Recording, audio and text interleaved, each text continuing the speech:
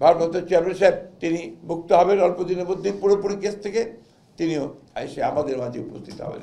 যে আজকে দেশনেত্রী বেগম খালেদা জিয়া মুক্ত হয়ে তিনি চিকিৎসার জন্য লন্ডনে গেলেন এবং গেলেন রাষ্ট্রীয় মর্যাদা নিয়ে।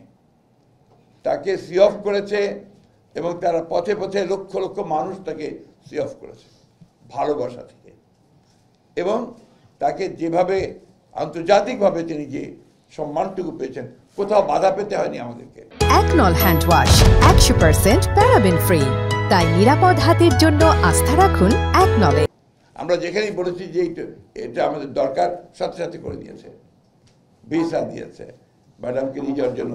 কাতারের আমিরের প্রতি আমি আমার কৃতজ্ঞতা জানাচ্ছি যে তারা একেবারেই কোনো পারিশ্রমিক না, অর্থাৎ যেটাকে আমরা বলি রেন্ট না নিয়ে তারা এই অ্যাম্বুলেন্সটি দিয়েছেন এবং খুব দ্রুতভাবে দিয়েছেন। আমি ধন্যবাদ জানাই ব্রিটিশ সরকারকে যে তারা সেখানে তারকে যাওয়ার ব্যাপারটা নিশ্চিত করেছেন এবং সেখানে আমাদের যারা আছেন, আমাদের ভারপ্রাপ্ত চেয়ারম্যান তারেক রহমান সাহেব সহ, তারা সেখানে তার চিকিৎসার ব্যবস্থা শুরু করেছেন। এবং এই যে আমি যে বললাম, আমার কাছে যখন এরা তারিখ চাচ্ছিল, তো আমি একটু দেরি হচ্ছিল, আমরা চেষ্টা করছিলাম যেটাকে আরও বড় আকারে করা যায় কিনা, যাই হোক সেটা সম্ভব হয়নি। তো তারিখটা ঠিক হলো এমন দিনে যে তারিখে তার একদিন আগে গতকাল ম্যাডাম লন্ডনে গিয়ে পৌঁছেছেন তার চিকিৎসার জন্য মুক্ত অবস্থায়। এর চেয়ে বড় প্রাপ্তি ওদের আর কি আছে? যারা লড়াই করেছে,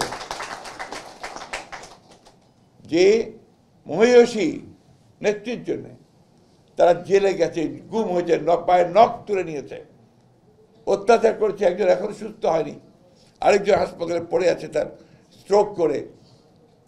তারা এইটুকু তো পেয়েছে তাদের লড়াইয়ে। দেশনেত্রী বেগম খালেদা জিয়া এখন মুক্ত, তিনি চিকিৎসার জন্য বিদেশে যেতে পেরেছেন। আমাদের ভারপ্রাপ্ত চেয়ারম্যান সাহেব তিনি মুক্ত হবেন অল্প দিনের মধ্যেই পুরোপুরি কেস থেকে, তিনিও এসে আমাদের মাঝে উপস্থিত হবেন। আমাদের যে ত্যাগ, আমাদের জনগণের, আমাদের ছাত্রদের, আমাদের যুবকদের, আমাদের স্বেচ্ছাসেবকদের, আমাদের মহিলাদের, এটা কোনো মতেই বৃথা যাবে না, বৃথা যায়নি। আমরা তো অন্তত ফ্যাসিবাদকে সরাতে পেরেছি, তাড়াতে পেরেছি, তাই না? তো এইখানে আমরা যেন কোনো হীনমন্যতায় আমরা না ভুগি।